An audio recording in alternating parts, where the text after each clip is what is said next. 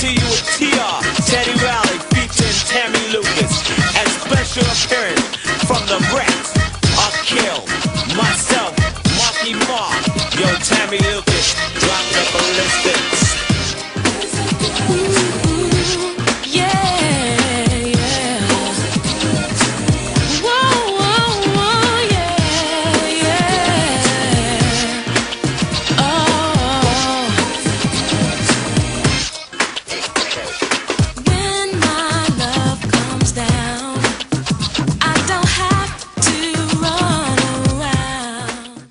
Hi, this is Jode for NJS4E.com.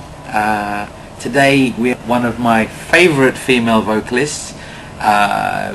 Personally, I would rank her with Chaka Khan, Patti LaBelle, Aretha, anybody that's come before her. But having said that, she's never released an album. She is the New Jack Swing queen, Tammy Lucas. I'm really excited. I'm not normally so excitable, but it's Tammy Lucas. Tammy, what a pleasure to meet you. Pleased to have you with us. What a pleasure. So, when did you get into the music industry? How old were you? Right out of high school. The whole Paradise Garage thing, Timmy Regisford, Boy Jarvis, Kenny Ortiz, people from way, way back then. You had a track, was that around about the same time you had that track, Hey Boy? Exactly. That's the very track I'm speaking about. 86, I'd like to say. Exactly. Something like that. So from Timmy Regisford, you moved into the New Jack Swing, Teddy Riley camp at some point? Yeah, I met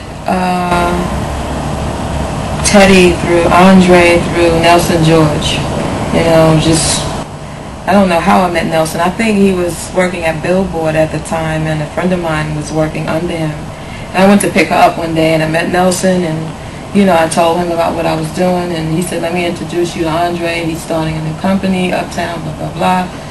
And that's how I met Andre, and then he put me in touch with Teddy, and which Teddy lived in Harlem, and I lived in Harlem, which was so easy, you know. Sure. So I started going to his house, and I had a bunch of songs already written, but like melodies and lyrics, but no tracks, no music.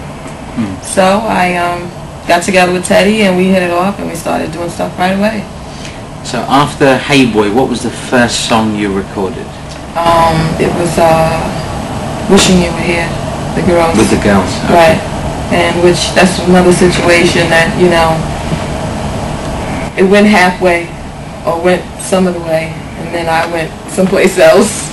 You know, and they had the girls recorded. Which is Terry Robinson and can't think of the other two girls' name, but Terry Robinson was the main girl.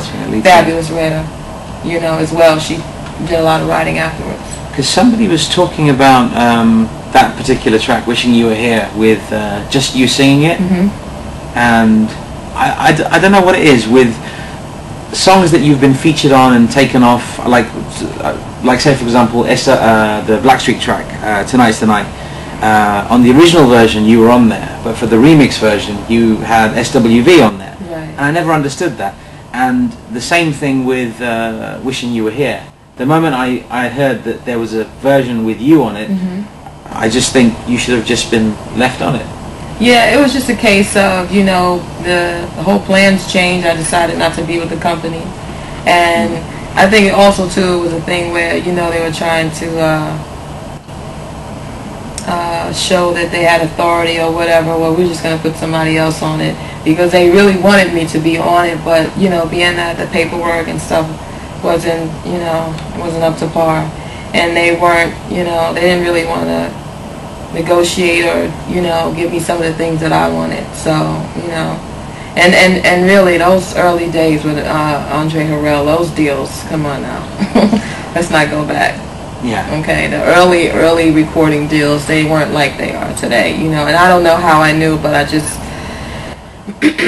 I just thought that I should get a little bit more, you know, and that was really the issue. And then I was so young, and they said, well, what do you know? You don't know anything. But, you know, my father was in the music business. He's a fabulous drummer.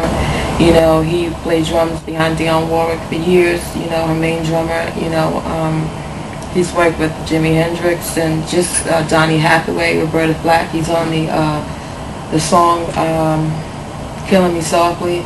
You know, he recorded on that song, and with a lot of really great people. You know, he was with Dionne Warwick during the Burt Bacharach days, so it wasn't like, you know, I didn't know anything, you know, but they didn't know that, and maybe they didn't appreciate that era or whatever, you know what I mean? But I just had a little bit of knowledge about it, you know, and I just wanted to do things a little bit what I wanted. Sure. One thing I think I'm sure the fans of Tammy Lucas would want to know is there were rumours about, it was actually more than rumours. It was actually, Teddy Riley actually said in an interview that I'm coming out with an album with Tammy Lucas. I know there was a big buzz around that straight after Is It Good To You, because you did that song with Heavy D and the Boys, and then you did it for the Juice soundtrack. Exactly. What happened with that album? Well, I just think that it was just a matter of the time when it was supposed to come out. After the video came out, Teddy just began to be preoccupied with so many other projects, maybe other authors, you know. He was at the height of his career, or, you know, after Michael Jackson, and you know what I mean. Everybody wanted him, you know. He was a young guy, you know.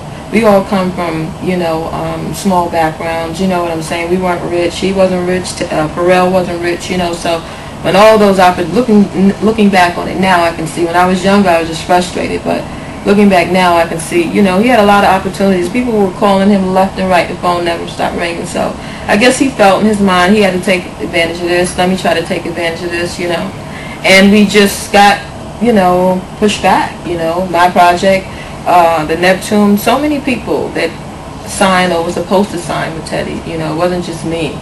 Because the Neptunes were going to come out with an album, not as we know them now, but it was going to be, I believe, Pharrell Williams, Chad Hugo, and Mikey. What happened to Mikey?